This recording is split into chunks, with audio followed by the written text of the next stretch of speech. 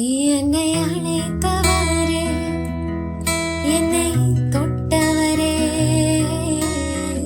நீரல்லாமல் நான் இல்லையே. நான் வாழ்ந்தது உங்க கிருபை, நான் வாழ்ந்ததும் உங்க கிருபை. என்னை உயர்த்தி வைத்தீரே உம் கிருபையே. நான் வாழ்ந்தது உங்க கிருபை, நான் வளர்ந்ததும் உங்க கிருபை. என்னை உயர்த்தி வைத்தீரே உம் கிருபையே. உங்க கிருபை வேண்டுமே, உங்க கிருபை போதுமே. உங்க கிருபை இல்லாம நான் ஒன்றும் இல்லையே. உங்க கிருபை வேண்டுமே, உங்க கிருபை போதுமே.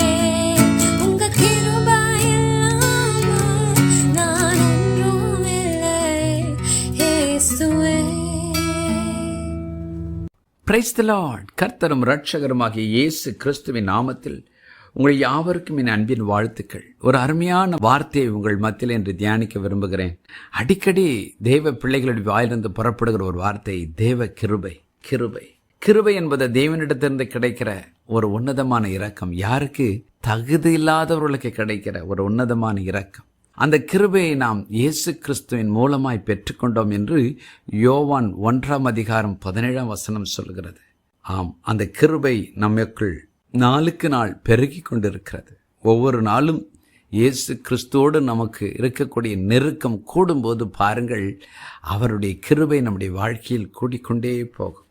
பக்தனாகிய பவுல் என்கிற ஒரு அப்போஸ்தலன் ஒரு கடினமான பாதையில் கடந்து போகிறார். அவருடைய சரீரத்தில் ஒரு முள்ளை போன்ற ஒரு வேதனை பிசாசினால் அவருக்கு வருகிறது.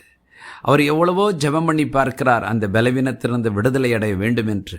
பதில் வரவில்லை. ஆனால் கடைசியாக ஒரு பதிலை கர்த்தர் சொல்லுகிறார்.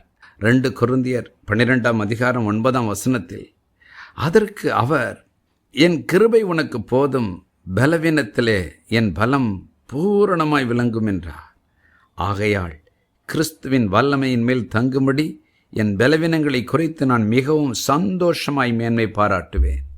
2 Corinthians 12:9 And he said to me, my grace is sufficient for you, for my strength is made perfect in weakness. Therefore most gladly I will rather boast in my infirmities, that the power of Christ may rest upon me.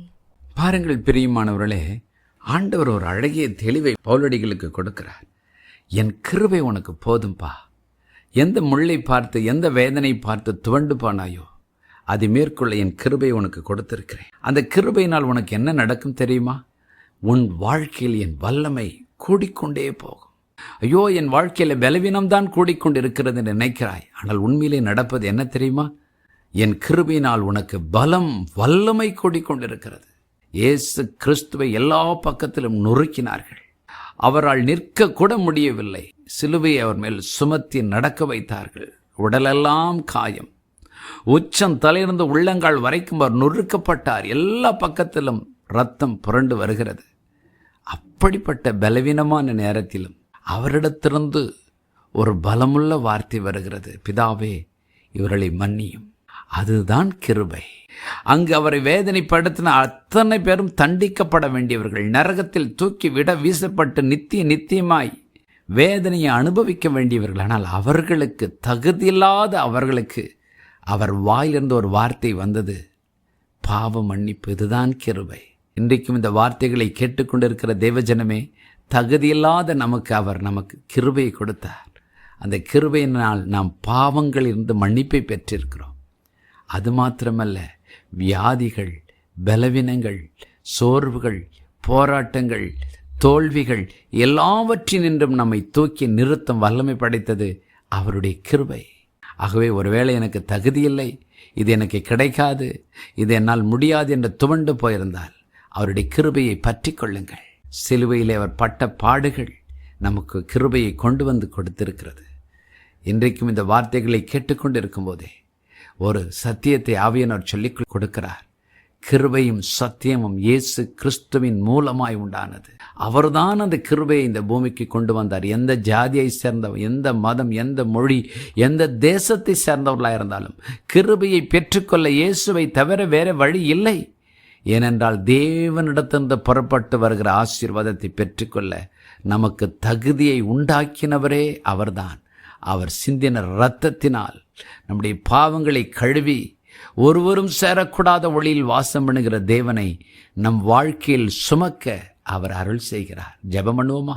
பரலோக பிதாவை, என்னோடு இணைந்து ஜெபிக்கிற ஒவ்வொருடைய வாழ்க்கையிலும் தேவன் கொடுத்த கிருபையை நினைத்து தைரியமாக உம்முடைய சன்னிதானத்தில் வரவும், அற்புதத்தை பெற்றுக்கொள்ளவும், எத்தனை பலவீனங்கள் அழுத்தினாலும் கடவுளுடைய கிருபை இயேசுவின் நாமத்தில் எனக்குள் இருக்கிறபடினால் இதை நான் ஜெயிப்பேன் என்கிற விசுவாச ஆவியை நீர் கொடுப்பதற்காக ஸ்தோத்திரம். அன்று பவுலடிகள் எல்லா பலவீனத்தையும் ஜெயித்து அவருக்கு கொடுக்கப்பட்ட ஓட்டத்தை ஜெயமாய் முடித்தார். அப்படியாய் நீர் கொடுக்கிற கிருபையினாலே என்னோடு இணைந்து ஜெபிக்கிற ஒவ்வொருவரோடு கூட நானும் இணைந்து ஜெபிக்கிறேன்.